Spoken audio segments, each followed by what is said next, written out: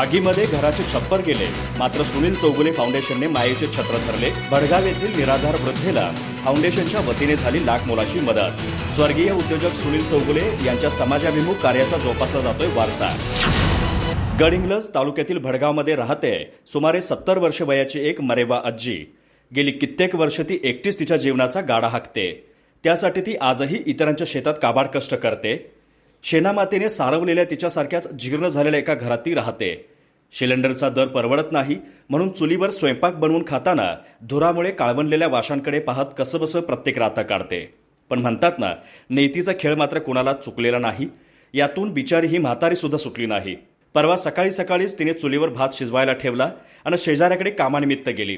मात्र चुलीमधल्या लाकडानं हळूहळू बाहेर येऊन बाजूला ठेवलेला कागदी पुठ्ठे पेटवले आणि बघता बघता काळवणलेल्या वाशांनी पेट घेऊन तिचं अख्खं स्वयंपाकघर पेटवलं। नशीब बलवत्तर म्हणून शेजारीच घराचं बांधकाम सुरू असल्यानं मोटारीनं पाणी मारता आलं। मात्र तेवढ्या वेळात तिच्या प्रापंचिक साहित्याची पूर्ण होळी झाली होती। त्या आगीत निव्वळ तिचं छप्पर जळालं नव्हतं, तर जणू तिच्यावर आभाळ कोसळलं होतं। ही गोष्ट गडहिंग्लजमधील सुनील चौगुले फाउंडेशनच्या कावेरी चौगुले, प्रशांत बाटे आदींना समजली। त्यांनी फाउंडेशनच्या माध्यमातून तात्काळ तिच्या घरावर पत्रे बसवून दिले। तिला प्रापंचिक साहित्य घ्यायला आर्थिक मदत केली। यामुळे केवळ तिच्या घरावर छप्पर आलं नाही, तर सुनील चौगुले फाउंडेशनच्या रूपानं मायेचं छत्रही आलं। स्वर्गीय उद्योजक सुनील चौगुले यांच्या समाजाभिमुख कार्याचा वसा आणि वारसा त्यांच्या नावानं फाउंडेशनच्या रूपानं जपला जातोय।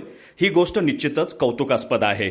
फाउंडेशनच्या या संवेदनशील कार्याला आर न्यूज परिवाराचा मानाचा मुजरा।